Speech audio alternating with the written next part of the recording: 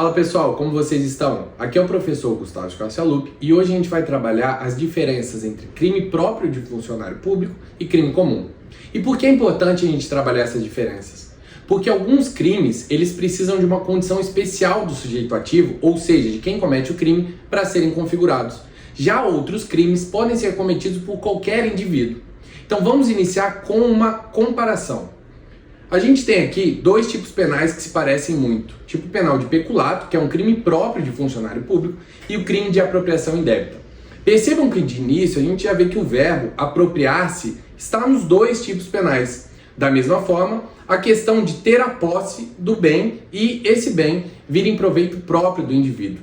O que modifica em relação a eles é que, no caso do peculato, por ele ser um crime próprio de funcionário público, o indivíduo ele precisa ser um funcionário público ou estar em coautoria com o funcionário público e o funcionário público se valer dessa condição para que ele cometa o crime.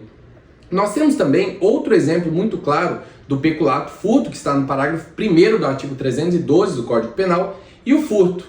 Aqui nós também temos um crime próprio de funcionário público, que é o peculato furto, e nós temos um crime comum, que é o furto. Os dois iniciam-se da mesma forma: subtrair.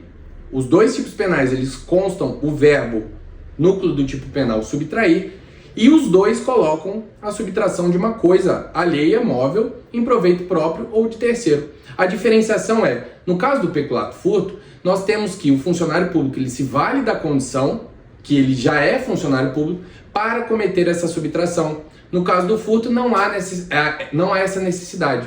Ou seja, nós percebemos que o conceito de crime comum é aquele crime que qualquer pessoa do povo pode cometê-lo. Como exemplo, nós temos o homicídio. O homicídio, que é matar alguém, previsto no artigo 121 do Código Penal, ele pode ser cometido por qualquer indivíduo, não sendo necessária uma condição especial do agente. Nós temos, em contrapartida, um outro exemplo, que é o do feminicídio, que é um homicídio cometido pela mãe após o parto, sob estado puerperal. O que a gente percebe? Enquanto o homicídio, o agente ativo, que é quem comete o crime, ele pode ser qualquer pessoa do povo, no feminicídio há uma condição especial necessária, que é a mãe contra o seu próprio filho, logo após o parto, sob esse efeito do estado puerperal. E bom, a partir desse momento, quando a gente vai diferenciar os crimes próprios de funcionário público dos crimes comuns, a gente tem que entender que não basta o agente, o sujeito ativo, ser um funcionário público. Ele tem que se valer dessa condição para o cometimento do crime. Vamos a dois exemplos. Primeiro desses exemplos, nós temos um policial que sai à noite. Quando ele está numa balada, ele vê que um colega dele deixa a carteira em cima da mesa. E dentro da balada, fora de toda atividade policial, mesmo sendo um funcionário público, ele decide subtrair essa carteira de terceira pessoa. Nesse caso, percebam, apesar de ser um funcionário público e ter realizado a subtração, nós não temos um crime próprio de funcionário público. Por quê? Porque o policial não se valeu dessa condição de funcionário público para o cometimento do delito. Agora, no segundo exemplo, nós temos um policial que está na delegacia durante o dia, e a partir do momento em que uma pessoa vai registrar o boletim de ocorrência, essa pessoa deixa a carteira em cima da mesa. O policial então subtrai essa carteira e, a partir do momento dessa subtração, ele tem essa carteira para si. Observem que ele só conseguiu cometer esse delito pela confiança e pela posse que ele teve, pelo menos ali naquele momento, dessa carteira deixada pelo indivíduo. Nesse caso, nós temos um peculato furto e não um furto. Por quê? No primeiro exemplo, o policial ele furtou, subtraiu uma carteira sem nenhum benefício ocasionado em razão da sua função. Já no segundo caso, o policial, durante a sua atividade, sendo beneficiado pela sua condição de funcionário público, ele então subtrai, e percebam, é um bem particular, não precisa necessariamente ser um bem público para que haja o cometimento desse delito. Ele subtrai um bem de uma pessoa particular em detrimento dela e para benefício próprio, desde que ocorra essa utilização da função de funcionário público como prerrogativa, como auxílio para o cometimento do delito. Passando um pouquinho para frente, a gente percebe outros crimes próprios de funcionário público. Nós temos a concussão, que é um crime de exigir. E percebam, é muito importante quando a gente vai tratar qualquer tipo penal, analisar e se atentar para o núcleo principal do tipo. As comparações entre concussão e corrupção passiva, a gente percebe que na concussão há uma exigência. O funcionário público ele exige uma vantagem para algum ato que ele vai cometer. Já no crime de corrupção passiva, ele solicita ou recebe. Ou seja, a gente tem uma exigência, que é algo mais formalizado, que tem maior coação, e na corrupção passiva a gente tem uma solicitação ou até mesmo um recebimento, desde que não seja solicitado. Se o funcionário público receber em proveito próprio esse benefício, ele vai estar cometendo crime. E por fim, nós temos a prevaricação, que é retardar ou deixar de praticar algum ato. E aí percebam que nós temos um requisito subjetivo do tipo penal, que é a motivação, o dolo específico, para satisfazer interesse ou sentimento pessoal. Então vamos fazer duas comparações.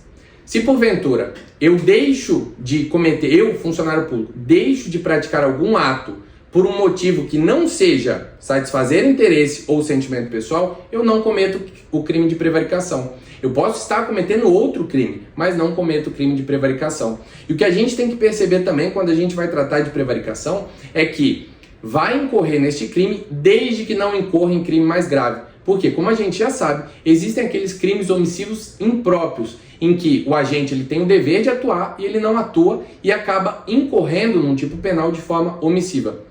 Vamos diferenciar então.